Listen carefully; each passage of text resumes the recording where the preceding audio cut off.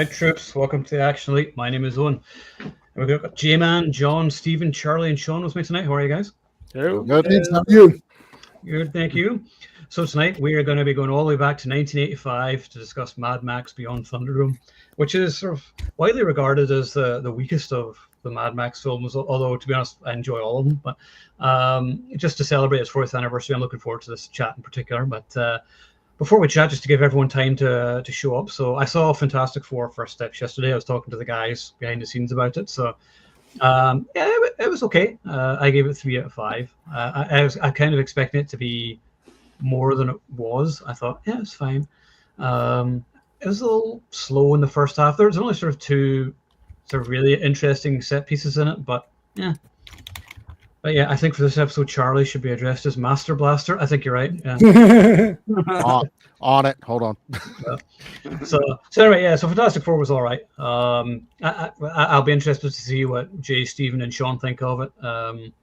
So yeah, we'll see. But anyway, so I'm sure you'll all be going to see it over the next week or 2 anyway. But let us go straight on to Mad Max because full squad here tonight. So I hadn't watched Beyond Thunderdome for a couple of years, and last time I watched it, and I was like, yeah, I like the first half, and then when the kids come along, it gets kind of boring, whatever else. But this time I was really into it. I don't know if because like I'm older or whatever, and I just sort of pick up more. But I love the first half. I love Master Blaster and all that. So that's all really, really cool. And like the actual Thunderdome fight is awesome. And I just think that's one of my favorite scenes. I think I'm frozen. Am I frozen? Am I still here? You were frozen, but we could hear you. Yeah. You were slightly choppy. Oh, okay. Anyway, yeah, I think the Thunderdome fight is awesome. I think that's one of my favorite scenes of the franchise. I love Master and Blaster and all. I just think that's really cool. I really like Tina Turner in this movie as well. I think she was quite the revelation. He's just a raggedy man, and she's great. And then I also love "We Don't Need Another Hero." I think "We Don't Need Another Hero" is a great song. I still love it. But yeah, I mean the scene with the kids, the Lost Boys kind of thing. Like yes, it does slow the pacing down a bit, but it's also quietly devastating at the same time because they're all waiting for Max to be the captain of this plane coming to save them and flying off to Tomorrowland, and he's not, and he's trying to explain to these kids like, no, this is it, this all of the world is like gone, and he's explaining there's a plane crash and all that, and trying to explain to the kids that like there is no world anymore. And I thought it's one of these sort of quietly devastating scenes which I appreciate now more as an adult. So I really like it, and then you got the whole vehicular carnage at the end, which is awesome too. So, yeah, the pacing does slow down in the middle, but it didn't really bother me. I still have a good time with this one, so I really enjoy it. So, Stephen, your thoughts on Thunderdome? This is an interesting one because this is the movie I saw advertised 4,932 times on the Movie Network, which. Sean probably remembers TMN. It's a defunct movie network in Canada, but I remember. You remember? Like, I didn't even know Road Warrior. Like, I thought Mad Max was Thunderdome because that thing was advertised out the yin yang all the time on the Movie Network. I swear to God, I didn't even know there was ever Mad Max. It's like Mad Max Beyond Thunderdome. I'm like, that must be a movie, a standalone movie, because I never saw any of their runs. Then J-Man, because we talked about it later, because I heard about the rep of Thunderdome, Beyond Thunderdome. And by that point, I had seen, I think you had shown me Road Warrior first. But I hadn't seen Thunderdome. And you're like, oh, Thunderdome, it's really good. I'm like, anyway, I thought it was the lesser of the 3. And you're like, no, man, go watch it. So I watch it. I'm like, this is really good. I don't really know why people, think it's the weakest one.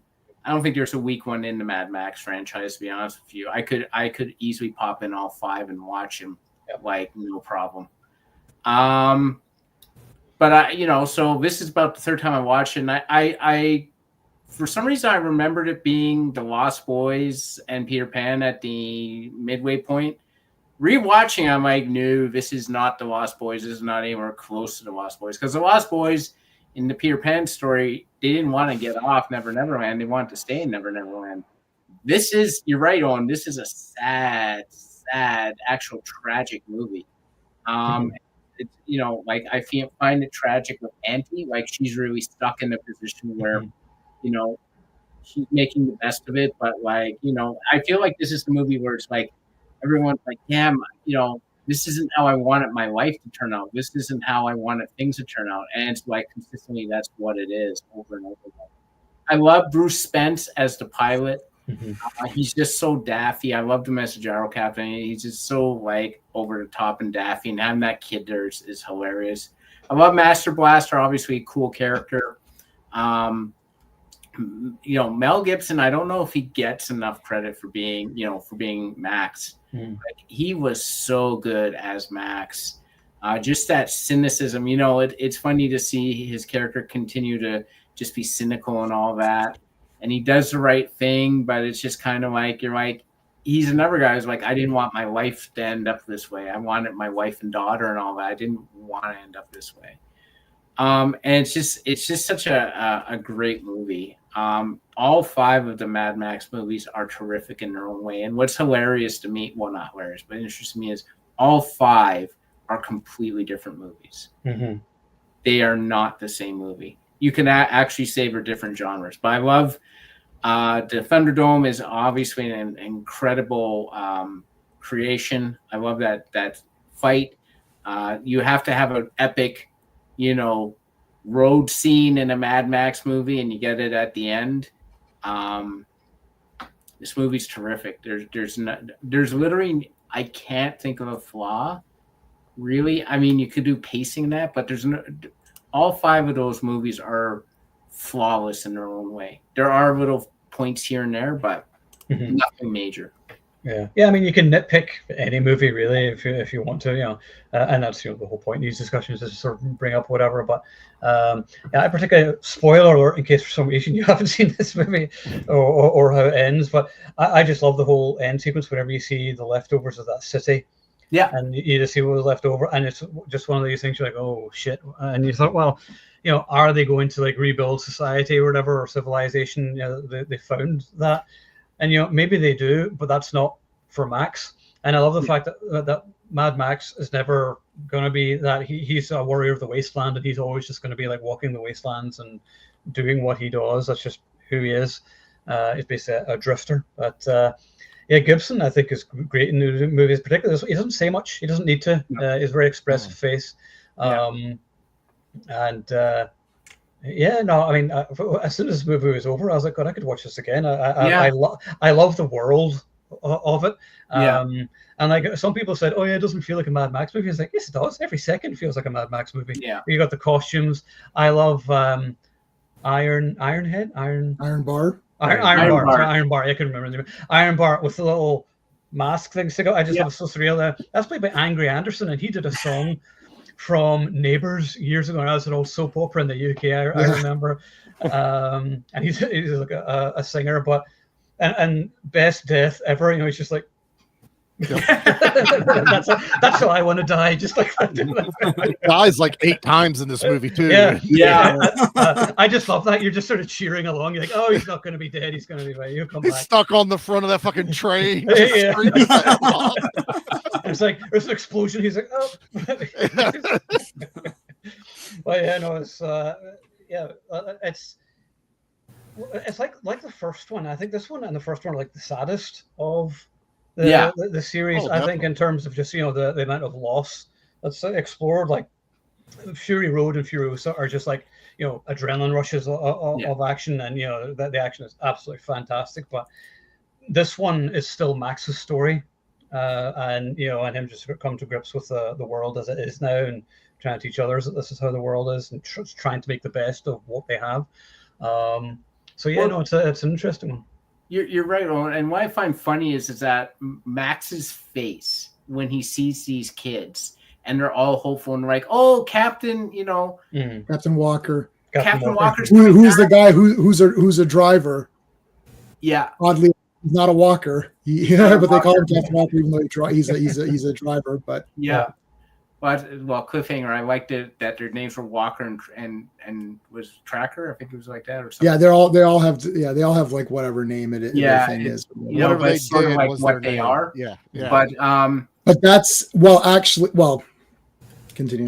But the thing is that I love his face when he's sitting there, and they're telling him the story about Captain Walker, and he's coming back, and just to look on his face, it's half. Are you kidding me? Mm-hmm. Someone actually believes this, and half of it is like, oh, I'm going to have to destroy these kids. Like, not physically, but like, I'm going to have to destroy them. I'm about to tell them Santa Claus isn't real. Yeah, exactly. Yeah, exactly. Yeah. You know, like just that combination. I love how he sort of has that duality when he looks at her. It's like, I can't believe this is happening, but I'm going to have to stop this because they can't do this. This is insane. Yeah. FYI, any children watching Santa Claus is real? That's just Charlie just saying that. I just said in case he was going to tell him that as a giant lie. Yeah, you're lucky my daughter's not here, Charlie. I know. Sometimes Charlie is the worst. They're like, no. Charlie's just talking out of his butt, like, yo. Exactly.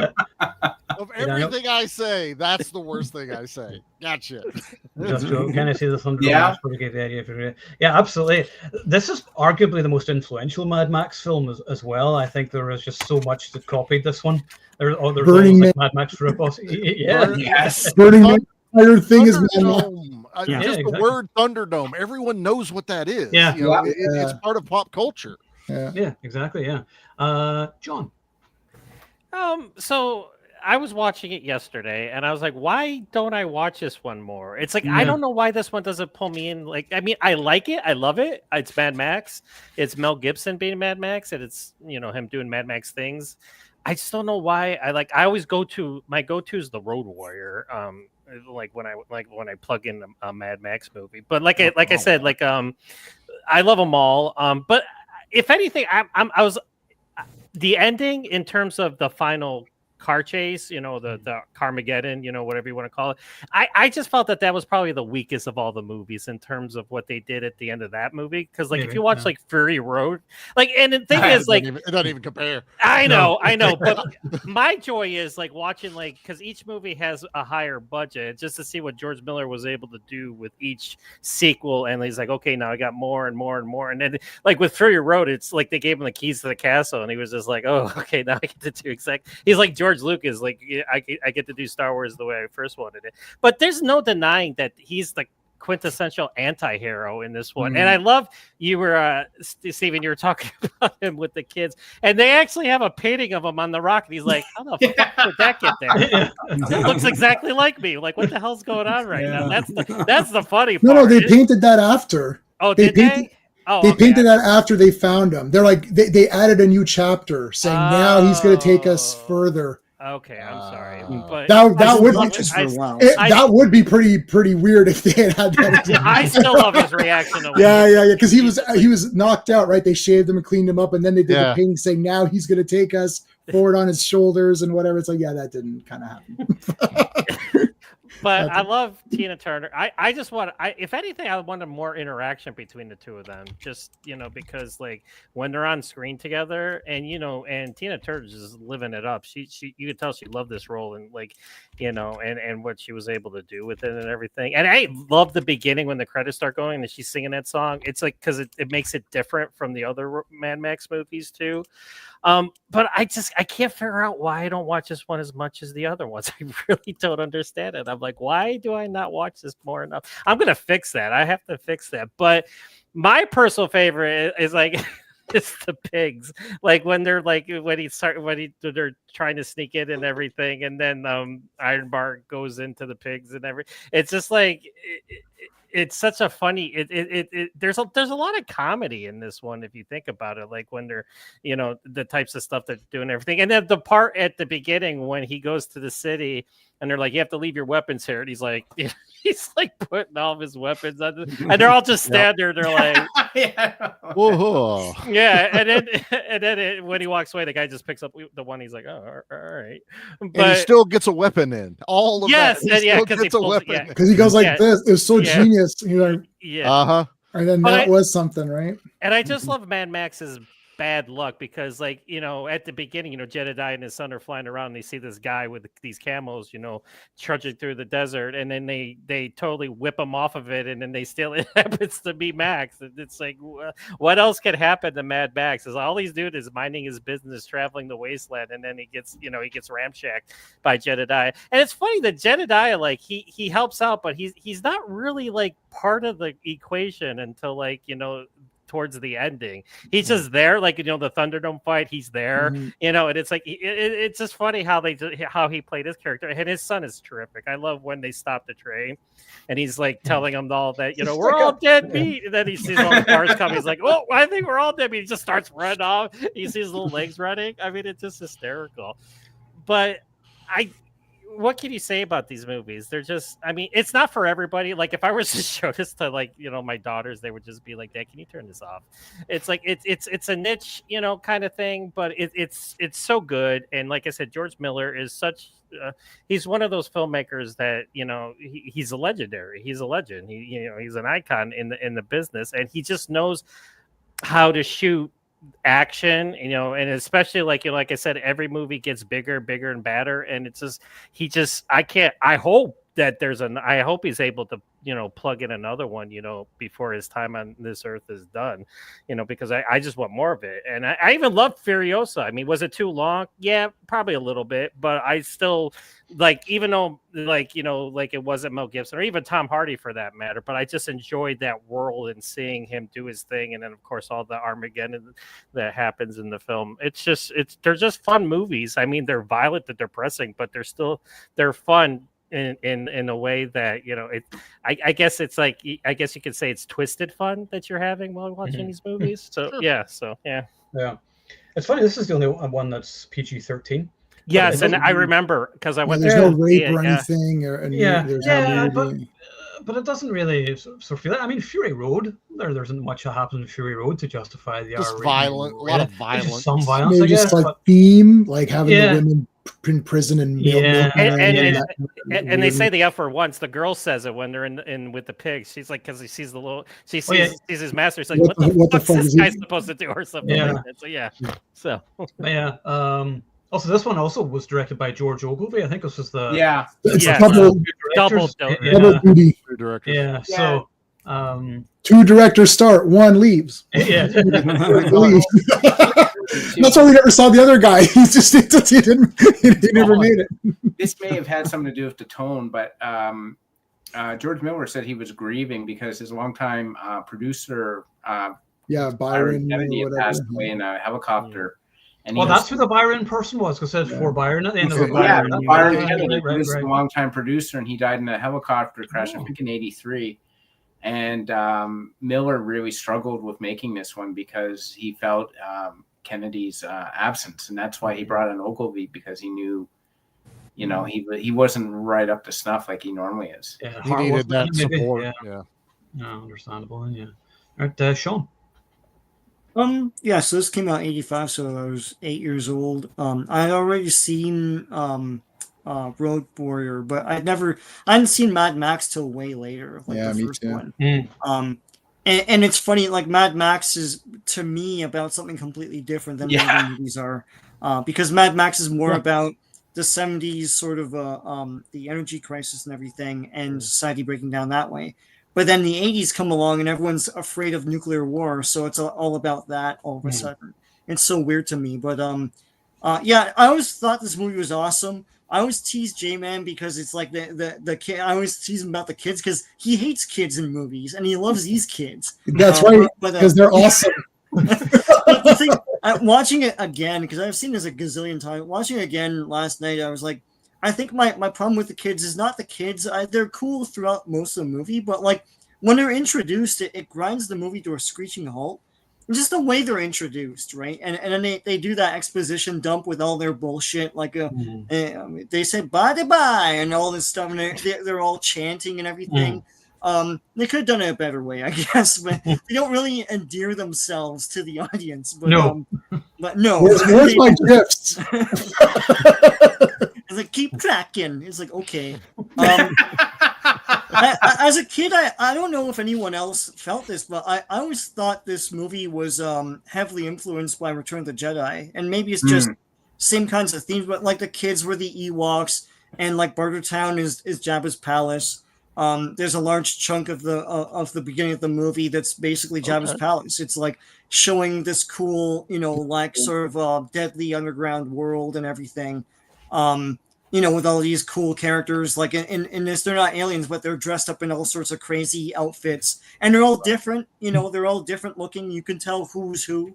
That's pretty wild. I always thought that this movie was probably heavily influenced by Return of the Jedi, but maybe great minds think alike. I know everyone loves We Don't Need Another Hero, but I love, John, you talked about it. I love One for the Living. I thought that was a great song. I always put that on at work or something. It's a great song, and it's a great and they use choice parts for the opening credits and stuff. I don't think that song. Yeah. Pardon? Bullets of Fire, like what she's saying. Yeah. Bullets of fire. Sometimes you got to. Anyway. You're singing it too well, Sean. You're going to get dinged. I know. We're going to get dinged.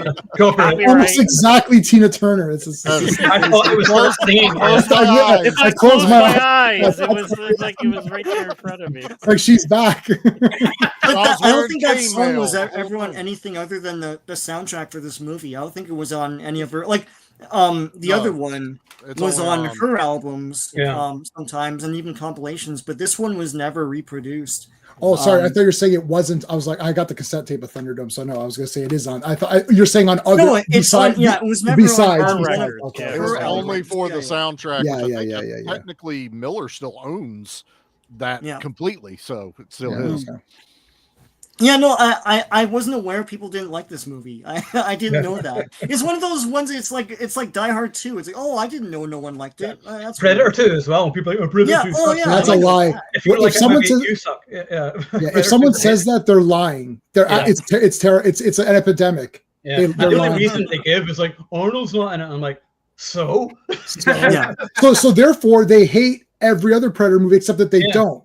Right, they're like, well, I thought this one was pretty good. Well, what happened to No Arnold, right? Anyway, but I was gonna say I remember this because Mad Max has eras, and I remember this as the big mainstreaming of Mad Max. It's like yes, PG-13, but also the storybooks and everything. Yeah, I'll show it. And those things are all over the place now, right?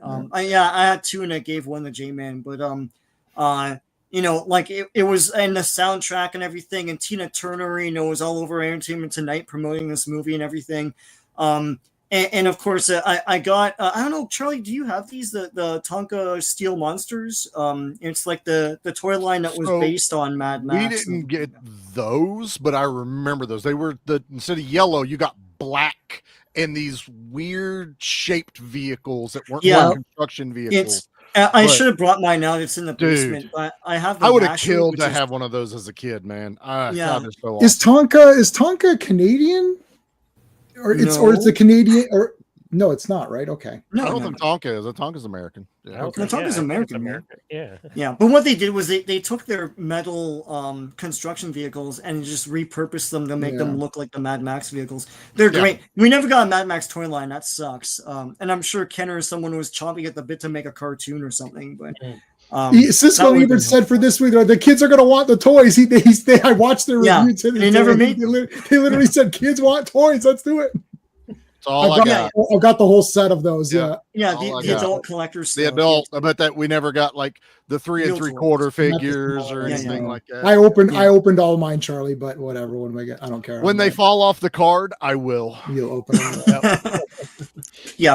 I think this is awesome. I don't know why people don't like it. Hopefully, people like it now. It's been 40 years.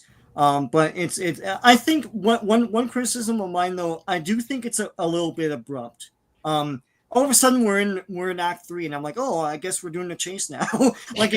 It feels really quick to me. I think it's because the structure of the thing is Mad Max tries to get money from Bartertown, goes and discovers the kids, goes back to Thunderdome. At that point, the movie's over. Not Thunderdome, like Bartertown. Bartertown. And at that point, the movie's kind of done. So it is very quick. I don't know how long this actually is. It was an hour, like an hour 40 minutes hours. or something like that. Or, yeah, it's in between 37, 45, somewhere around there. Yeah, so it's a quick jaunt. In terms of being lesser, like it's less substantive, but like it's pretty awesome, and there's a lot of great ideas in here, and the whole thing with Thunderdome and everything else. Like watching this again last night, I realized that there's a lot of visual imagination at play just in any movie back then, but here it's like even that kid escapes into like a hollowed out car and it goes into a tunnel. I don't know if anyone could really visualize and imagine that today making a movie. It's just something that's lost. But yeah, Thunderdome, J-Man and I saw a real Thunderdome. They didn't have strapped on weapons, but like the rest of it was there. It's like guys fighting on bungee cords. And everything. The bungee cords, and guys were over top of it. So yeah, and they had Nerf weapons. It was Nerf weapons. Turning. Nice. But yeah, they had the Nerf weapons. Cool. And you weren't allowed to climb too high on it, but you could climb like maybe two of those. I think you could get one guy like if it's me, one guy can go over me, and then that would be like two men high. Yeah, whatever. Two columns, two men rows. High, one guy fall. That's how. we could have totally fought on it, but I was too afraid. I was like, forget this. I was a bit afraid. I kind of wanted to. I kind of really wanted to. We're in the middle of the desert, in the middle of nowhere, in another country. It's like forget. Yeah, it's like miss the opportunity to throw Sean on your shoulders and start yelling Master Blasters. I could have fit, but yeah. Anyway, it's awesome. I don't know who doesn't like this movie anymore. So yeah. Well, maybe Master Blaster. Okay. I will say this is my least watched one. And watching it today, I kind of had Owen's same thought. I went, man, I don't watch this a whole lot, and I kind of thought I knew why. Yeah, go ahead. It's fine. It's fine. But I watched it again today, and I'm going, yeah, okay, I'm all right. The kids are still a little shocking, but the more I sat here and thought about it, heard everybody talk, I was like, I know what it is. My dad didn't like this one, so he wouldn't go out of his way to rent it or make sure it was in rotation when we watched. Because we would watch. I actually watched Mad Max first, the OG one, when I was old enough to start watching these. My dad loves cars. My dad's a mechanic. He was a mechanic in the military. I love cars, so that's what that movie is. It is a car apocalypse kind of movie, and I remember loving it, and I was like, this is amazing. And then Road Warrior we rented and watched, and I went, this is the same universe. It doesn't feel like it, but I'm loving it. I loved everything about it. I've got Vernon Wells's autograph. I met him. That's awesome. And so I got Wes, but I watched Road Warrior over and over and over again. It's my favorite one. Thunderdome came out, and I think Dad finally rented it for me. It's just like, because it was PG-13. It's like, fine, whatever, watch it. There's kids in it, whatever. And I watched it as a kid going, I love everything about Thunderdome. I love all the world about it. Got to the kid part, and I went, this doesn't make sense. This doesn't make sense. And then there's a big chase at the end, and I'm like, okay, there's Mad Max. Watched it a few more times later, and I kept going, this just feels like, I know somebody put it in the chat, and I finally read later that George Miller wanted to make Lord of the Flies and couldn't. So this is his Lord of the Flies, basically. Right. And I went, that makes way more sense, because he gets fixated on something and he wants to get that story out. This was an opportunity. And it was like, let's make Lord of the Flies and throw Mad Max in it. And that's kind of how it feels. Mad Max just kind of feels tagged in, or these kids feel tagged into a Mad Max world. I don't hate it now. I actually watch it, and I don't pay a lot of attention when the kid part comes on. I'm like, okay, all right, let's get them convinced. We'll do the whole airplane thing, and the wind starts blowing. It feels mystical, and then nothing.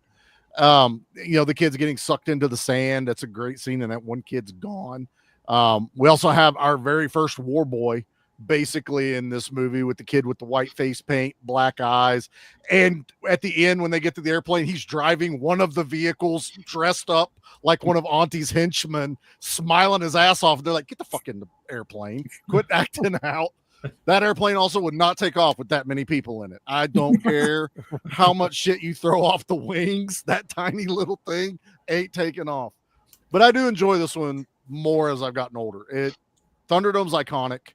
I probably watched this movie halfway and I would just stop when I was younger.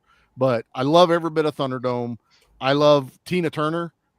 She's probably one of the best villains in all reality. Even if you don't even want to call her a villain. I don't think she's a villain. No. I think she's just doing what she's done since the apocalypse happened, and she's just surviving, and she respects Max. It's also the most Max has interacted with any villain directly in any of the movies, and I like that. I kind of wish Max had interacted with a few of Immortan Joe or something he never like even that. Speaks to Immortan Joe, does he? No, never speaks to him. He only deals with Toe Cutter like over the radio and through the passing. Humongous, it's only when they're in the chases and they see each other. That's the only time he deals with them. So I like the interaction of Tina Turner. The world that this has built is just amazing. I love George Miller's mind when it comes to the Mad Max movies. He has built, it's like J.R. Tolkien and Peter Jackson have done now, and just built this world and just keeps building on it and building on it. And it maybe doesn't exactly follow what he maybe set in the movie before, but that doesn't matter. He's just telling stories. Kind of like what they're doing. They're saying, well, we're going to speak the stories, and you have to remember to speak these stories. Things are going to change a little bit. Max is going to stay the same age as they get on and on and on. Who cares? But I really enjoy it. I do feel it's a little quick, even though it feels like it slows down in the middle. The end fight, I wish was a little more, like just a little bit more Mad Max feel. There's one explosion, and I'm like, I want more. It's not as violent. I think that's my one nitpick. Mad Max and the Apocalypse movies are violent. This one's not that violent. I think the most graphic thing is the guy that gets shot in the leg with the harpoon. I mean, they made it funny with Iron Bar getting messed up the whole time. And even his death is him giving the middle finger. It's not bloody or graphic. I laugh. I think it's great. I love the vehicles. I love the cow print roadster with the cow skin stretched over top of it and the guy with the cowboy hat driving it. I love that. I love the look. There's two shots in this movie. Auntie, when she's standing above Thunderdome and the sky goes purple and pink behind her. I'm like, I want more of that. And then the middle of the night shot, the dark blue. This shot in this one is why he did what he did in Fury Road with that dark day for night shot that he does when they get into the swamp area. It's gorgeous. He's an amazing film director and visionary. And I can't deny that. Yeah. Almost doesn't get enough respect, actually. I don't think he does. We just did Fury Road, and my co-hosts were like, what else has he done? I'm like, well, he did Happy Feet. And they're like, he did a kids thing? I'm like, yeah. That's range. You're able to do all these different things, but still you gave us Mad Max. But I'm also going to go make a movie about penguins that dance. Right. Go do it. Which was pretty good. It wasn't that bad. My kids watched it. Actually, yeah. I had no penguins problem in it. What's not to like? Yeah. Two penguins enter, one penguin leaves. I totally got it. Totally fine. But no, I don't get the hate of it anymore. I feel like some people probably just haven't gone back and watched it again. And that's like my dad. I don't know if this is one my dad has ever went back and watched after like the 90s. And it's like, I think you should. I think you change a little bit, you grow a little bit. Am I a huge fan of the kid part? No. But I'm okay with it now. I kind of get it. It could have been done a little bit better, but just think of it as Lord of the Flies. And the fact, what Steven was saying, he has to destroy these kids, their hopes, their dreams. They're living in basically paradise in the apocalypse. And even Max is like, we will all stay here. It's not like he's like, you stay here, I'm going to leave. He's like, we can stay. There's no reason we have to leave. And yet they think there's something better. It's that grass is greener on the other side mentality that humanity just has for some stupid reason. And I will always laugh at Master wearing a little suit at the end of this. That's cool, man. From what he was wearing earlier, which is just this amazing apocalyptic, medieval looking stuff. And then he's on that train. Is that a little dude wearing a suit? That is amazing. It's like a nice little tweed, got a little hat, but I have fun with it. I enjoy this. I own every Mad Max movie. I'm like, man, there's really not anything bad when it comes to a Mad Max, but that's me. Fury or Beyond Thunderdome. Yeah. I also like, I don't know if this was the first series to do this in terms of like an apocalypse, but I love the idea that the language gets broken up and that people are they're talking about this a lot of nonsense, particularly in Fury Road when I was watching that, shiny and chrome, there's all this stuff. They're only taking bits and pieces, like and then they make it or whatever. themselves. Yeah, exactly. I'm trying to just pick it up. Yeah, so and you feel that in this movie when the kids are talking, you see where he got the Fury Road ideas from. Like it's further on into it. Yes, it's a younger Mad Max, but it feels like it's later on in the apocalypse. Mm-hmm. And I think I read something where part one it was like you said, the fuel crisis, that it was just the fall of society. After 2 is like when the apocalypse, like there's a World War III, like somewhere in between. And that's when the big boom happens, which is why there's such a drastic change. There's fallout. He's testing the water in the in the third one. That was never anything that was happening in the other one. I also still just say that's just Australia. So, everything else is normal everywhere else. That's just all. That's right. Yeah. In Canada, it's beautiful. Yeah. It's beautiful. Everybody's going to work. They're, taking lunches, driving their cars. Australia is in Mad Max right now. Oh, those Australians. Shame what happened to Sydney there. But see, Thunder was probably my favorite. Yeah, I don't think anyone's going to dispute that with you. Can't argue it. I mean, I get it. Yeah.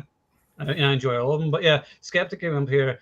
Were any of you upset that Mel Gibson didn't come back for Fury Road? I love Tom Hardy personally. Yeah, I mean, no, he's old. See, at the time, Mel Gibson had, was in the bad books of everybody because he'd had like those outbursts and stuff like that. Yeah. And, so he'd kind of fallen from grace in that way. Even George Miller said that in interviews, and he said, we wouldn't be able to get the financing for having him in it then. So. The way I saw it, it never really bothered me because I just saw it as kind of a half reboot. And there's like the original trilogy, and then there's these movies. It's too bad we're not going to get like a third one. I know there was like Mad Max: The Wasteland, which was talked about, but because Furiosa underperformed for some reason, then we don't get any more movies, which is too bad. But you guys read that there was almost a TV show, and the guy that he had picked to star in it died, and that's what stopped the TV show. The guy was supposed to play Max in it, and that's why it never went to fruition. It was like, I'd never even heard that. I remember he said that to the female cop when he got pulled over. He called her sugar tits. That's what Mel Gibson said that, and I was like, wow. Yep. It really was. It really annoys me in movies like that. Movies which are clearly of high quality and then they just don't connect with an audience. I'm hoping that it does over the years and become a cult hit. But it will. It just kills our chance of getting a third. I mean, that's not the downside. No, there's not. Yeah. Too bad. All right, we've saved the best for last. Okay, I bet you're expecting. Win. Oh wait, I bet you're expecting to be like, "No, you're all wrong. Fuck you guys." But no. So go ahead. First of all, I thank RM Briggs. Thanks, Raquel, for the super chat. I really appreciate that. 40 years of this movie, that's crazy. So thank you so much. I really appreciate that. Okay, well, I mean, this is a masterpiece. It's 10 out of 10 easy. I flip back and forth between this and Road Warrior as my favorite Mad Max. Every time I watch Road Warrior, I'm like, yeah, it's Road Warrior. I just watched Thunderdome again. First time watching on 4K, I was like, oh yeah, Thunderdome's the best, easy, like no question. I don't know, you can go back and forth on them. I don't even know where to begin. We would have to do I'd have to do a commentary on the entire movie and point out everything. I tried to make a few brief notes. So you got your two worlds. It's called Beyond Thunderdome. So he has to go to Thunderdome and then he has to go beyond it, right? So that's obvious. You got your two camps. Where it's it's a great place. It's sunny. There's water everywhere. It's clean. They can bathe versus Bartertown, which is dirty and crummy. Bartertown represents older people that are trying to bring back civilization as we know it versus the younger people who are looking forward to a different civilization that's new. All their names are based on animals or just human names, Savannah, Gecko. All of the Bartertown names are based on jobs, occupations, just as right. So it's like, oh, I'm this person. I'm the water seller. I'm the deal good or whatever, right? So like that's your two contrasts. That's why you need to have the two sections. And Max doesn't belong anywhere. That's why he's always left out, right? So that's your basic basic stuff. As just a generic movie, this is part 3. So let that sink in for a second. This is part 3.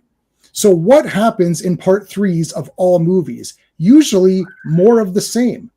There's so many new things in this. Like there's not a big car chase. Well, I was hoping that there'd be like a supercar chase. Oh, did you watch Road Warrior? Yeah, that had a supercar chase.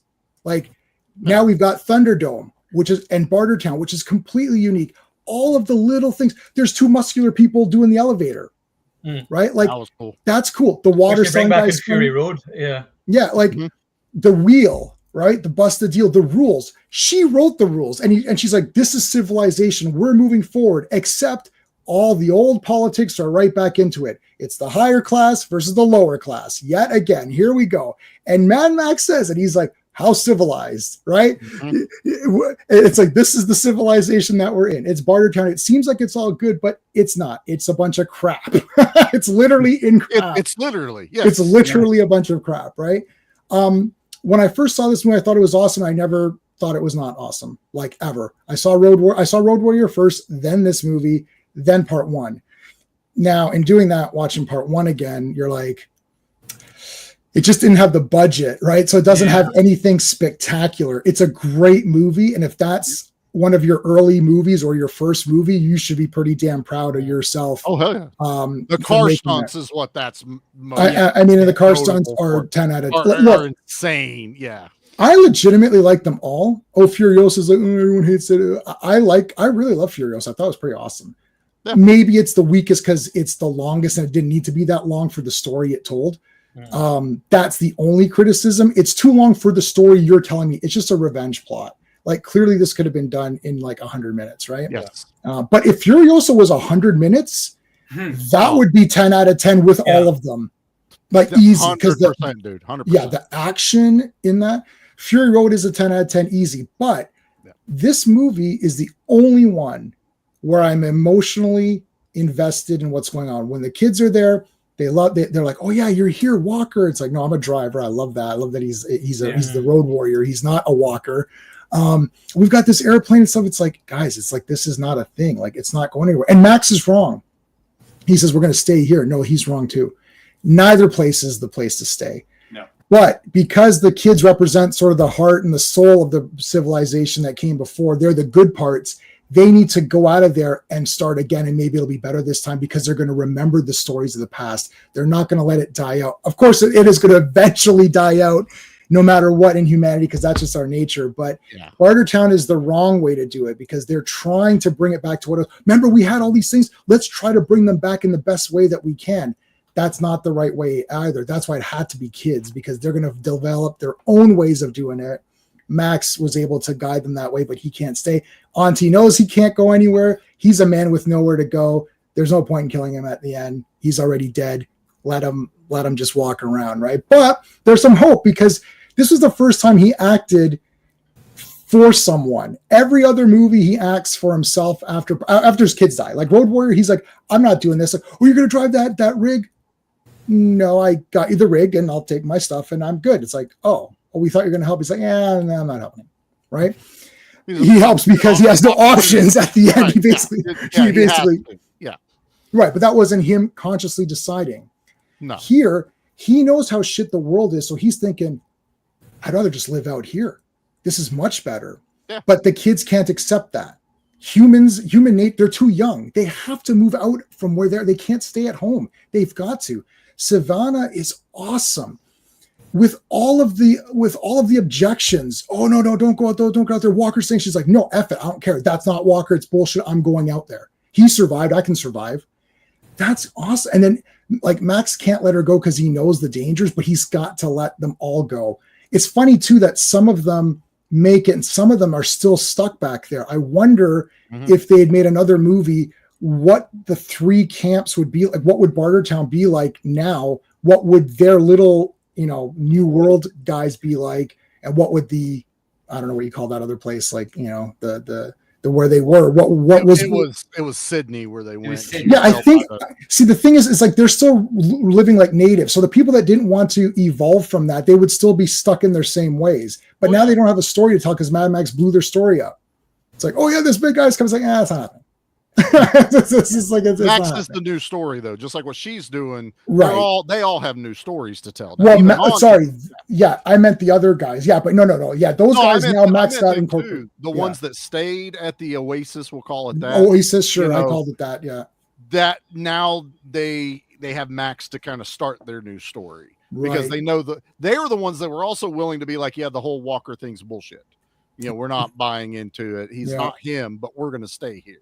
So, yeah, like, so just the okay, so just like, okay, obviously there's lots going on, but just the awesomeness of a part 3 introducing so many new ideas, like RoboCop 3, it's like, oh, it's OCP, you know, whatever, there's a ninja, it's like whatever, like all these part 3s. I love Rambo 3, but again, it's just like, okay, now it's just bigger thing.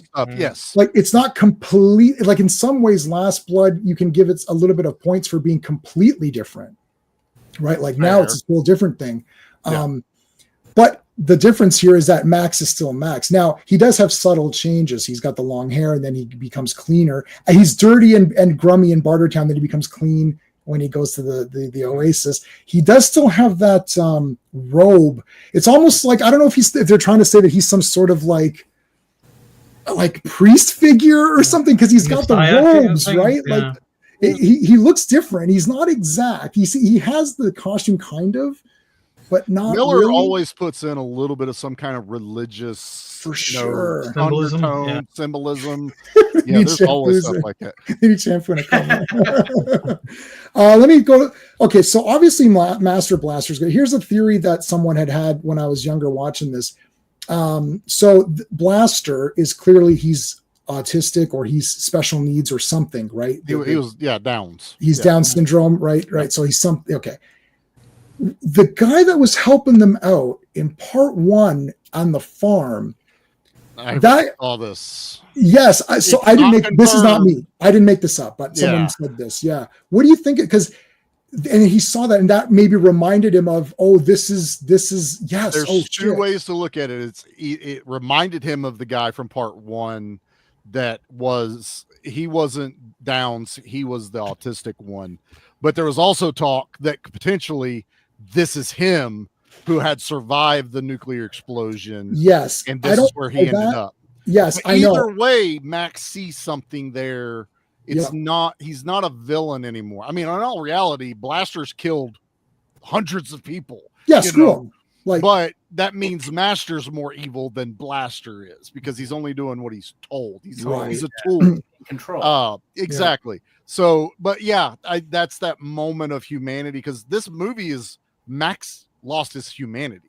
That's really the whole beginning of this, is Max finding his humanity and his purpose once again. That is, yes. And I don't think that, like, see, I really love Fury Road, but I don't think it has, I think this one has the most themes in it where you can watch it again and dissect it. I don't think the other ones you can really too much. Maybe Road Warrior a little bit, because Fury Road is just adrenaline rush. Like Fury Road is just like constant action. Doesn't really. The story is an A to B story. Let's go from here to here with a giant car chase. Well, a little bit with the women. With Furiosa as well. Whenever she finds the green place and it's gone. You know, her home. So, but they build on that in Furiosa, which is great, because now we get more of that. But when Fury Road came out, it was like, okay, she wants to go home, so we need a reason to go from this point to this point, and everything evolves inside the chase. Thunderdome is a journey. It's not just one giant car chase all the way through. He goes through trials. A lot of this is, the trials of life. Getting the deal, or having all this stuff stolen, doing the deal to get things back, going into a fight to win the stuff back, breaking the deal, getting sent out, rebirth with the kids. There's so many levels that Max falls through. Try not to do a whole Point Break thing like J-Man did, but no. If we watch this way more with that mindset, you could do that with this movie. And Auntie's saying it's all like rules, and I've written these rules, but the wheel has her auntie's choice as the biggest option. Yes. So there's all of this little crap in there where it's like she really just wants to rule, right? In a way. And Master Blaster is like basically saying, well, the brains should rule, right? And that's why they're like, we got to get rid of his guy because see, Auntie screwed herself with her own rules because she's like, it's Thunderdome. Well, she can't fight anyone. Mm-hmm. So she'll lose in Thunderdome against anybody. But the problem is like now they've got Master Blaster where they need him. But no one can fight him because you're not supposed to just go and kill each other. You're supposed to settle in Thunderdome and no one can beat Blaster. I love the fact that the only item or one of the only items that Max still has after his first initial attack where he loses everything is the whistle. He keeps the one thing he's going to need in the next bit of the movie. That's his one item. It's like a video game. You lost your items, but you're like, oh shit, he's lost his weapons. He just needs the whistle. Yeah, it'd be like in a video game where you're like, why do I have this? Why is this whistle in my inventory? I'm gonna and it won't let me throw it away. I want and more ammo. That's funny. I can't throw it away. I can't throw this away. What's going on? What can I do with this stupid whistle? Exactly. I gotta say the score was bloody awesome. The music, this is like one where the songs are 10 out of 10 and the score is bloody 10 out of 10. I don't have, so I actually have Fury Road too, but I have a Fury Road art book, but I've got the CDs for Road Warrior and Mad Max, but I never could get a CD of Thunderdome. I don't know why. So I have the cassette tape from when it came out. But Sean did get me, I'll show it. This is what Sean gave me one of his. This is a storybook. Nice. So you open it up and it's like stills from the movie and it's just a story. So it's got the story underneath. Like it looks like those, like, the turn to page, when you hear the sound or whatever, right? Yeah. For me, it's the bullwhip. When you hear the bullwhip crack like this. Yeah. What else? I mean, like how crazy, like I got a shit ton of notes. Like I wouldn't even know. I'm not going to go through everything. I'm trying to see, is there anything that like is somewhat that we didn't really kind of cover in just like we already sort of covered it. Mad Max does become a hero in this one. I like that. Nope. They like the city at the end. That's really cool. The visuals are neat. We never got to see like the city, right? Like a lot of these movies that are these post-apocalyptic maxploitation movies, you're just like, they're just in a desert. You're like, okay. Yeah. But they actually show you the city. That's kind of cool. And you see all the babies at the end. Poxy clips as well. Oh, the way say Poxy clips. Yeah, the Poxy clips or whatever. It's like, everything's just a bit off. Yeah, I like language. So again, they didn't have to write that. Like Miller and those guys, they didn't have to write that language out. They wrote it in a neat way to make them unique or whatever. And you don't get the sense that, see, they're leaving. Okay, it's a really funny part. When the little kid comes running, I'm coming. And he's like, you're fending for yourself. Yeah. Literally whoosh, wipe, and the kid's on the back. It's like, you're on your own, kid. It's like whoosh, right back on, and you're like, oh, Max, come on. And so he helped him out. He got a bit soft. He can't help being heart of a hero. That's what makes him hit. I think the kids brought it in. See, helping the adults in Road Warrior. There's a guy named Rob Egger who I mentioned. He did a super breakdown of Road Warrior. And talk about how the angelic guys are wearing the white, making the gasoline and all that. Well, the one girl's called Valkyrie too. Literally, they're writing it on paper and then putting it here. Read this. That's what name tag. Name tag. Pay attention to the names. No. But yeah, this is part 3. Like it's not just another car chase that's bigger. Yeah. Oh, they do have a train thing. That's kind of neat. It was a different take on it. I did like that. That's kind of cool. Makes sense with how they generate their power. It's not like they're running on like there's gasoline, but most everything runs on that methane. So why not do like steam powered or some way to turn that into, a way to power it? And it kind of gives you reminiscence of what War Rig will look like later, when they unveil the front of that thing. That looked badass right there. I like how he's like, I'm not Captain Walker. I can't fly you out of here. And he throws the hat and it does fly. That's kind of neat. I mean, I know that's just sort of that mystical thing. And then the wind blows and then they run to the plane. I'm like, okay. You almost think like the kids are like, right. And Max is even like, they are. What the hell's happening right now? Yeah. He's sort of like, he's not like a priest he is a religious figure in the sense that he's bringing them the truth. He's given them the truth, Yeah. But he's leading them out of the cave. It's Plato's cave. I just happened to everyone knows Plato's cave. So he's leading them out of the cave. But he doesn't want to. He wants to get in the cave. He's like, I like the y'all got flickering clean lights. water. They got food? Yeah, you got food. I'm in, for a little right? bit. Yeah, but it's all bullshit, right? It's just like so he is leading them out. But they've got to do it themselves, really. The thing is, if he had stayed with them, he's gonna taint them. He'll have no choice but to taint them. He can't. Well, and that's for later, but they needed him first, though, because that's why when they took off first, they get caught in the sand and one of them dies. So without his teaching of how to survive the world, which they never received, they've just been in this like bubble and they've just kind of gotten by. But now he's teaching them how to go out into the world, and they do need him. Afterwards, now they don't want you. Yeah, he can't stay. He's like a parent. Teach a little bit and then get out of here, like, because you're going to influence them. He would always be a vestige of the old life. Which is the need bad. a new, exactly. Yes, yeah, I do like. It's like bonjour. I'm going home. Record. I'm going home as they're going home. Come on, that's fun. So I really wanted some Black Sabbath to start playing right. That would well then that I would have liked that as well. But I do like that we're going home, so that's kind of fun. I love fighting over the little guy. Because he transformed his clothes. Now he'll be now the civil. Because he could. What's great about him, Master, is that he is so smart. He can play both sides. He's like, okay, you want me to be the big guy with glasses and the suit and help civilization and bring these kids? Okay, no problem. Or I'll be the big bastard who's got my. But I think he needed to grow too because he was too dependent on Blaster. Yeah. He was so arrogant, out of control. He was out of control. Like Auntie, I almost was thinking like, would you rather work for Master Blast, or would you rather work for Auntie? I feel like she's like a better, she helps redeem everybody really, because she ended up being responsible really for the redemption of Max, finding his way to the kids, and then for Master Blaster to find his own way as well. So.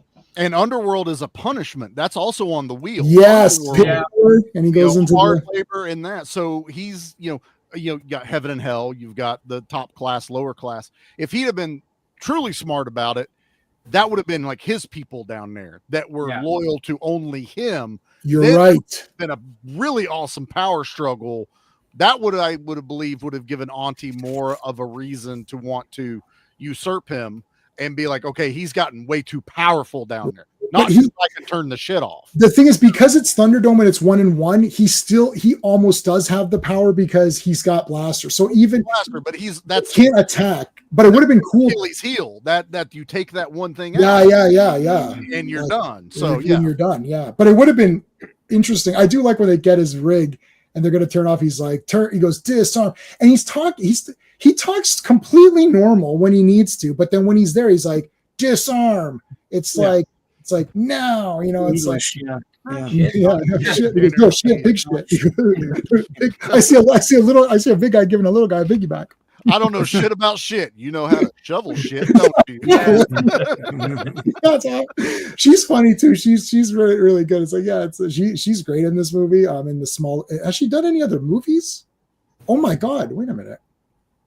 No, because that's Whitney Houston in The Bodyguard. So Tina Turner. Wait, holy shit! Any other major movies? She had to have been. Oh no, she's been. She was. Oh my God! The movie that was her song with what's love got to do with it? Oh, what's love got to do? Yeah, but that's Angela Bassett. She's No, she's playing. She plays herself.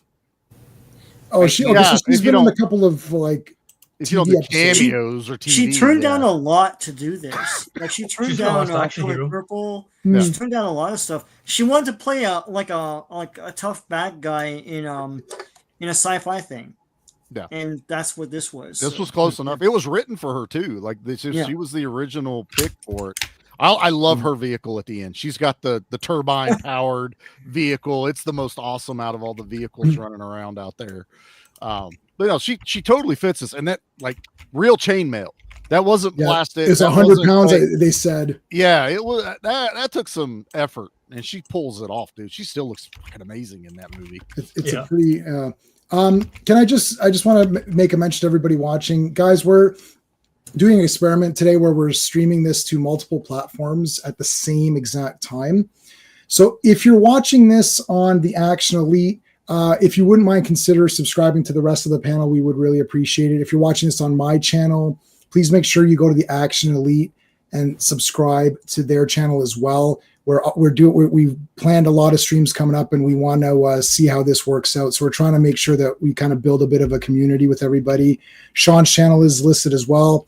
John, Master Blaster, who is Charlie. It says Charlie in the thing. He has a podcast, so make sure you guys are checking that one and out. a YouTube channel now. And a YouTube channel. So Charlie, if you want me to, you tell me privately what you want me to put links for, and I'll do it. It's in the messenger. I sent it to you. Oh, you sent it? Okay. I sent awesome. it to you a couple weeks ago. Yeah. You sent it to me? Oh, okay. All right. So I'll put that in my thing too.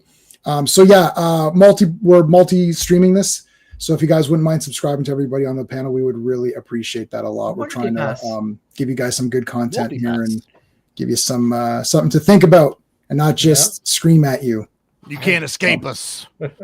So next week, we're going to be discussing Harley Davidson and the Marlboro Man.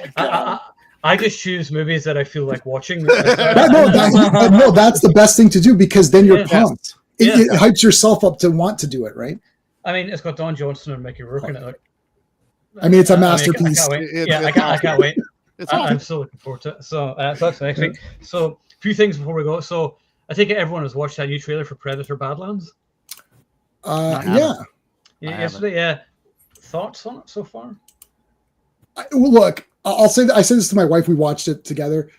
Okay, Predator 1 was a horror movie with big, super huge, muscular guys. It was like really intense. Part 2, you got big, huge guys, like a crack team of cops. Danny Glover's 100 feet tall. You know, now we've degraded this series. It looks like a cool, like it's like, oh look, it looks like a cool little fantasy movie. It looks like Lord of the Rings or something. I'm like, what the hell's going? I'm not saying it looks like a garbage thing, but we lost Predator after 2. Even 3, it's like it was okay, but it's like it started to become like this fantasy thing. It's like it's supposed to be horror. This Predator's supposed to be scary piece of shit. Like you're supposed to be like, God damn, that fucking Predator, get out of here. I'm not scared at all. Now, like, you know, may as well give me some Predator plushies now, and I can sleep with it. Get my niece and nephew some little Predator. Like, what the hell happened? Predator 2 is disgusting, dirty, grimy, and the city is evil. It's like festering, and it's like, and then it's like, now we've got whoosh, and like talking smack to, and like he's carrying the thing. I'm like, he's carrying the girl on his back. It's like, is this Predator? Like, what is this now? Yeah. I'm not saying it's like a buddy movie kind of thing. I'm not. Yeah, I'm not saying it's garbage. I'm going to see it for sure. I'll see it in IMAX day one. I'll buy it on 4K because I buy everything else. I bought Prey, even though that's trash. I bought all these other shitty ones. I'll still get it. It's Predator. The Predator looks cool. Like, not in this movie. Actually, doesn't look that cool, but. Yeah. I'm just kind of like, what is this? Like Predator 1 and 2, like if you said to me Predator Part 1 is your favorite movie of all time, I'd be like, okay, I guess that's it's up there for me. Predator 1 and 2 are both way up there for me. Predator 2, yeah, like look at that. It's not scary. It's just like a cool. It really may as well be Lord of the Rings. I'm not saying that's a bad move. Like they want to get people to watch it, but the aliens now are just there to be there. They're not scary. The Predator is there to not be scary now. It's just walking around. It's like, oh look, there's oh, now we're on the Predator's side and it's communicating. Isn't this cool? I'm like, I guess like, we did that once and it didn't go well. So yeah. That's my 2 cents. I've been watching Alien Earth. I got screeners for that, and it's actually really good. My wife wants to watch that. She thought. Yeah, well, Timothy Olyphant's in it. So Timothy. Oh, he's awesome. I'm in. I'm in for that. That's all I need to know. But I was sort of like, I've only watched like the first episode. It's like an hour long. I'm going to watch the next one now after this. But I was sort of thinking when it started off, I was like, okay, this is going to be slow burn. Probably it's going to be like several episodes before we see an alien, and it's probably going to be boring or whatever. And I was like, nope, we see an alien in the first episode. Nice. Crashes the ship. Which you see in the trailers and whatever, and I was like, cool, and it's scary, and like there's other little like alien creatures as well because they're all on the ship, and it still keeps the horror of it. That's what cool. I want. Good. Yeah, it's still like the inside of the ship looks like the Nostromo. The set design is exactly the same. It keeps the music. That's still in music, except, and this is a thing, no offense to Americans, but it does a thing with American fucking TV shows do, where every episode ends with a fucking song. And I'm like, it's Alien, why is there a song? It's like it should just be the score. There should not be We a like to song party. in Alien. What the fuck's wrong with party? We like to That's party. you American people. Yeah. So yeah, Americans. it just Go isn't that back. Go back way. to your. Yankees, yeah. Go If you back want to to- become one of our provinces, how We about didn't that? even leave. Okay, we're not even leaving here so often. We are Tomorrowland. Yeah. It's Morrowland. You don't even Whatever know the the fuck. name of It's it. America. I'm renaming it the Gulf of Tomorrowland. Yeah, classic. I see what you're saying. I know the Xenomorphs have been doing okay. The thing is, it's like the filmmakers think that the creatures aren't scary enough anymore, so they have to do something else. It's like what they did with Alien Romulus, where they had the, I know J-Man loves it, I do love it. that thing, but the alien's scary enough. Like they could have just done like another Queen, or probably already done that, so they want to do something different, I suppose, which is fine. But the Xenomorph is, to me, the scariest thing that's ever been put on film. I always thought the alien was scary. The Predator was scary in the first one, but yet I always kind of liked the Predator because there was a sense of honor to him. Whereas like if you're not armed, he doesn't kill you. Like I love that scene in Predator 2. He kills everybody in the fucking subway because they're all armed. But yeah, he sees that she's pregnant, and I'm like, nope, I'm gonna touch you. You're vulnerable. And I love that. And I was like, the Predator's all right, just misunderstood. So but his weaponry is 4,000 times better than that guy with a little piddly handgun. Yeah. That's not a fair fight. Yeah. No, I mean I'm there for Predator Badlands. Like it kind of just looks fun. I was gonna just for I was hoping to go for a press screen, but I'm out of days off, so I'm not gonna get any more this year. Boo. What else? Oh, I saw the trailer to Avatar: Fire and Ash yesterday before Fantastic Four, so looks like an Avatar movie. I mean, lots of blue. It looks like there's like some fight scenes. The action looks. I mean, it looks gorgeous. I mean, I'll be there to see it again in 3D because the 3D will be amazing. Yeah. But isn't it funny about the Avatar movies? I know we say this all the time, but like nobody talks about these movies. They're going, hey you, what's the name of the main character in Avatar? And no, Papa Smurf. Nobody fucking knows. I saw your thing on that. No cultural footprint. No, there's no cultural footprint. But yet, footprint. I was like, how did it make $2 billion and nobody talks about them? It's weird. Yeah. Because it's a ride. It's like nobody talks about, like when Top Gun, the ride opened up at Canada's Wonderland, people didn't really talk about it. They're just like, oh, that was awesome. And then that was it. Right? Like, it's just an event. Yeah. They go see Avatar. It's a 3D. And they're like, wow, that was great. The kids all go. And then no one talks about it again until the next one comes out. Yeah. And I still haven't watched part 2. I saw it once in the theater, but the thing is, it's 3 hours and 13 minutes long. It's like, I don't have time to watch that. I have a job. There's nothing going on in that movie either. It's all very generic, basic stuff. It's like, oh, the blue guys. Oh, I get it. It's like going native. Yeah, I get it. He likes them. Like, I don't need 3 hours of it for F's sakes. Like, watch 3 80s action movies in that amount of time. People, come on. That's a 3 canon picture. You could watch 3 canon. You could watch 3 canon. Cobra, American Ninja, Bloodsport. Boom, done. There you go. Oh, is Avatar still on? Another 10 minutes? Okay. They got 10 minutes of Kickboxer or something like that. All the American Ninjas. Like, you can watch the American Ninja. The 3 of them. Your dad got you. Did he buy her a large pop after? Oh, shit. Hey, if Jake Sully did the splits, then you got a movie. What if they did Avatar Bloodsport? It was a tournament on whatever their planet's called. What's it? Pandora. They're on Pandora, and it's a tournament. They're like they gotta start going out. They gotta start going like offside with these and being really weird. Like do a post-apocalyptic Pandora. What if an apocalypse happens on Pandora? And if they merge Mad Max and Avatar, that would be cool. And then the villain is known for his black silk underwear. I mean, it writes itself. Mr. Black Silk Underwear. I started watching Missing Action movies and love them, and quite right too. They are awesome. Yep, those are all good. Yeah, you should do a Chuck Norris movie soon. I should maybe do that after Harley Davidson. What else was I going to say? So Alien Earth, which I've been enjoying. Avatar, Predator. I think that's it. Actually, so busy week. I'm watching a movie called Black Book just now from Steven Soderbergh. I was trying to watch it last night. Michael Fassbender is in it, and all I was thinking was, this guy should have been James Bond. Like, why was he not James Bond? He would have been great. He had that coldness to him, which would have been perfect for the role. And just that sort of suave demeanor as well. I could have easily done it, but oh well. Anyway, so next week, Harley Davidson and Marlboro Man. Anybody got anything cool coming up? Well, we're doing Brave Star on Sunday. Oh yeah, I was going to see if I could try joining you in that actually, because all I've been wanting. I've actually got an article in drafts, and I was like, would Brave Star work in live action? And I was like, yes. Oh, yeah, you get like Adam Beach to play him or something. You have a Native American actor for play sure, him, and you could have a kick-ass like space western. And I was like, shit writes itself. It'd be awesome. I loaned it. I loaned it to the people. So if you want to just watch, we're going to cover the movie in 10 episodes. But if you just want to watch the movie, I just watched the movie last year.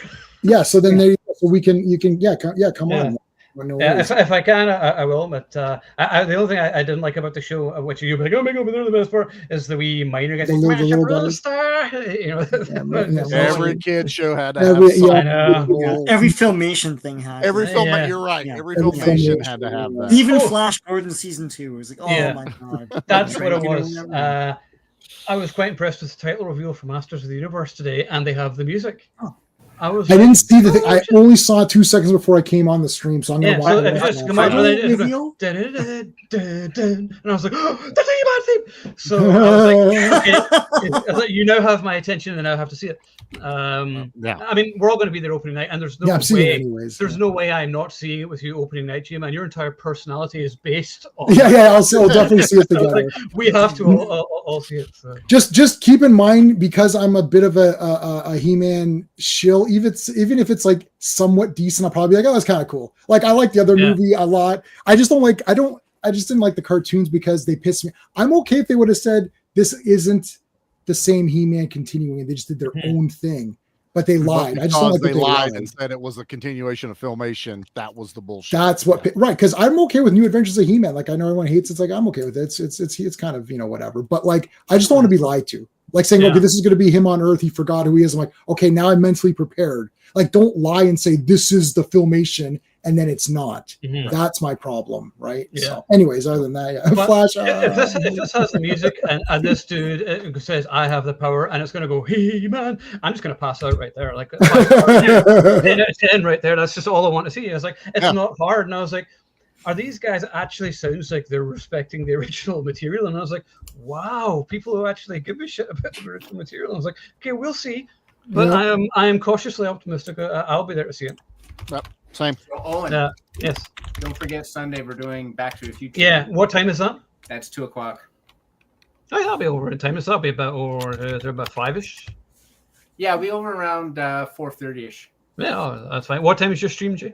7. You can pop in whenever. It's like super loose on Sundays. Yeah, I would probably just pop in just for like 10 minutes, just talk about the movie because I can't remember the episodes. But we go through I share the screen and we go through the episode. We actually go through that movie. We'll go through the episode. Like, we really can't watch it, but I'll just chapter every like 30 seconds or so. So that's how we kind of go through it. We deep dive the crap out of Circle of Iron. That was the best stream I've ever done or been on ever. Like, wow. That was everyone as J-Man doing Point Break. Yeah, everybody was that. We were all there. I must post that. So I'll post that on the site because I've never seen it. It's an action movie, right? Oh, yeah. See, Charlie, now you see what the position I was in, and I got blamed, and you were about to effing do it right to Owen. I almost did. You see, what a piece of shit. You were about to do it to Owen, what I did to you, but you have to do it, right? You're right. It would be on the action movie shelf with all the other. Let's say, put it that way. Well, is there action scenes in it? Yes. Oh yeah. There you go. Then there's definitely action scenes in it. I don't want these people like I hate when people. Was it really? If there's action scenes, it's fucking action movie. No, that's fine. It is. It's just way deeper than that. Yeah. But watch the stream and find out what the fuck we're talking about. It was like there's some dick on Joe Blow today. I always just read the comments just to see the fucking idiots commenting there. And he was saying usually Joe Blow who's the idiot on that. Yeah, I just love the comments because they're listed like the best action movies of all time, which is actually a pretty solid list. There wasn't too much I would have argued with there. Okay. And they had Raiders of the Lost Ark, and some guy was like, Raiders of the Lost Ark isn't an action movie, it's an adventure movie. And I was like, fuck off and stop splitting hairs. There's fucking action scenes in it. There's It's a lots fucking of action movie. action. Shut your Action whore in mouth and run back to mommy. Go back to never Island. read the You're right. Never read the comments. Yeah. Well, I get so incensed reading comments sometimes, but I can't stop. I'm like, fuck this guy, I have to keep reading. I'm like with popcorn, just sitting reading. I was like, I'm not going to interact, but I'm just going to watch and see what happens. I love watching. Owen's like, looking people up arguing with each other. profiles on Facebook. I'm going to find this motherfucker. That's Where's this exactly fucker live? Oh, well, just the next street. Right. Right, boys, road trip. I started saying I checked your profile. I didn't realize you were a whatever. And then I'll make up something that's not their profile. And I'm like, I'll be like, oh, I didn't realize you were like a shoe salesman. I apologize. Sorry. You know, whatever. It's like, no, I'm not. It's like, So, I think I always wondered about that. Mario doesn't seem to be particularly interested. So Yeah. it's one of those things that if you got the story, it would be less interesting than I thought. is that for? Are we talking back about? to the- Oh, back Marty to the Norton. future. Oh, how did he? Oh, right, yeah. Oh, Marty. That's and just Doc. Ernest. That's all. It's just, Yeah. they're pals. They're Doc pals, just yeah. waiting for him outside school one day. It's like scary German guy or whatever. From, Yeah, scary German. Yeah. From Monster Squad. Monster Squad. Yeah. I just figured like Marty felt sorry for him and decided to befriend him because no one else would. Well, Well, they also made him Yeah. really cool amplifiers and music shit Yeah. that he got to play with, so there's Yeah. always that angle. Yeah. I know it's 80s. Who cares? It's just Exactly. We It didn't doesn't ask as matter. many questions Everything back doesn't need then. to be explained. They just met Yeah. somehow. And that's all that matters. a van parked at the school. Yeah. Just I know quickly, I dug this out. This is Oh, nice. John. Oh, hold on. I'm in full screen. Let me one. get that. It's enormous. Yeah, Oh so my they, God, that they, is awesome. they You took can, a like, move the road gun and grader. everything. They There's a took a guy road inside. grader and added all the stuff onto it. That's I wanted awesome. that so bad. But Yeah. it came out like the year after this is like part of that whole maxploitation cycle. Yep. And there were Didn't a really lot. make it, but yeah. Yeah. Yeah. I mean, we could literally do one just on Mad Max exploitation. You go like, Oh, yeah. God, yeah. I have 4,000 of them. I mean, Wheels of Fire and stuff like that. Equalizer 2000. Yeah, Equalizer 2000, which is you awesome. Yeah. You gotta watch Or- 2020 Texas Gladiators. I really liked I that do one. need to watch Yeah. that one. Yep. And the thing is, it's like the trashier and cheaper the movies are, the more I love them. I'm just like, hell yeah, this looks like shit. I've got budget $3, 5 stars. And they're all putting their lives on the line when you watch Yeah. those really Yeah. stupid low budget movies. We can't afford a real stunt double. Fucking do it. We don't care. We already saw Yeah. we filmed all the scenes we Well, need you in. I was gonna say that's why they film on. So one of the there's all the techniques are the two techniques are you film all the nudity first before people Yes. want more money Yeah. to do the nudity, and then the second technique is you film all of the talking first because if people Dialogue. get injured. You don't need that. And if you need to show a car that drives regularly, you get all that out of the way and then you blow it the fuck up later. That's Right, and you blow it how up you do later, it. right? Oh yeah, I haven't seen this yet. Murderbot. It looks like pretty entertaining. Has anybody else watched it? I haven't seen it I yet. haven't even heard Nope. of that. What's I don't even know what, Heard of it. what are you talking about. Thingy Skarsgård's in it. Murder Is Pie? Alexander Skarsgård? There's too many of those guys. I know Murder it's Pie. from. I can never make it they're up. like they're the new Like ball, Hemsworths. right? They're the new Baldwins. Yeah. It's who's in that movie again? Oh, it's Skarsgård. Exactly. Too many. Yeah, isn't that the one with Baldwin in it? Yeah, that's right. Yeah, Is there a Hemsworth in there? yeah. It's You're really- shit, yeah. you're bound to hit something, even if he wasn't. You're like, man, I think he was. Wait a minute, I don't remember. Hemsworth seems like there was more Hemsworths than I thought that there were. Like, I Yeah. remember one. They popped up, multiply. like, Two. Yeah. Yeah. Oh, I think, is there it's, More. I think if you just add water, then there's like more. I think it's like gremlins or something. You just add Add them water. after Oh, midnight. Hemsworth. It's like- Yeah, because like there's Luke, there's Liam, there's Chris, there's Leanne. Yeah. I think there's like Shit. one more. Yeah. You just took a shower. God damn it, Hemsworth. No, you took a shower. It's gonna be like Just came after 8 midnight. Oh no! yeah. Can I get a snack? No, it's daylight savings time. Shit. That's one thing. I know this is one of these things. This is one of these things, just a completely random thing. Just speaking of gremlins, was that whenever they say someone brought this up a few years ago, and I've never been able to get it out of my head ever since. And I was like, why did you have to mention it? Feeding him after midnight, and you're like, It's always after midnight. Yeah. What is the time period? Like, where's the window? Yeah, is it between 12 and 1? Or? Yeah, breakfast okay? Because I don't know how early can I have breakfast now. I was thinking that too. I was thinking it was like 12 to 1, or maybe it was like, I don't know. It's not sundown, but like, does daylight savings time factor in? Because I mean, then you're off by an hour, and it's like, maybe you do by accident. And not everybody does daylight savings time, so he's from a whole other region. Yeah. So is his day one day behind us now? We don't know. And is it like Chinese noon? Midnight for him where he's from. Is it Japan? Is it Japan time or whatever? I think it's Japan. Yeah, because they're So if anybody can send me a Mogwai anytime soon, I will do tests on it and see. I have a few small ones or whatever. Add some water to it and see. Oh, there's Jimmy. Hey, Jimmy. Hey, Jimmy. What's going on? Jimmy, you're late. Well, okay, guys, we're going to start over. So what did you all think of Mad Max Beyond Thunderdome? Jimmy's wrong. That's pretty much what's going to sum it. It's the weakest. Oh, my God, Jimmy, I have to beat you up.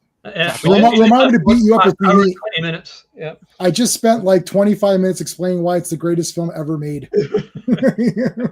Life-changing, Jimmy. Life-changing. Yeah, actually, Jimmy, you timed it well because we are just about to finish. But next week, Jimmy, we're going to be doing Harley Davidson, the Marlboro Man. So we'll go back to some 90s action. I'm really looking forward to talking about this one. Yeah. So we should see you then. And then J-Man, Sean, and co are going to be doing Brave Star on Sunday. I may try and pop into that because I'll have to share that on the site because that's something I love talking about. I love Brave Star. It's awesome. And that was it. John, you got anything cool coming up? No, sorry. I tried doing an interview yesterday, but I had to cancel it because my power went out, so I have to reschedule it. So it's like nothing really going on right now. Yeah, same here. I was promised great interviews, and then none of them came out, and I was like, great, because the website is like independently owned. I'm not owned by a corporation or anything. Then there's that gatekeeper thing where I just never get quite past to the A list. Yep. Maybe someday. Yeah. Anyway, all right, guys. Well, thank you all for joining us, and if you haven't watched it further, you should watch Beyond Thunderdome again because it's really good. And you can watch G-Man's dissection of it. Actually, I think we all did a good dissection of it tonight. Everybody did, yeah. So kudos to us all. So anyway, guys, we'll see you next week for Harley Davidson and Marlboro Man. Remember, if you are watching, you are the Action Elite.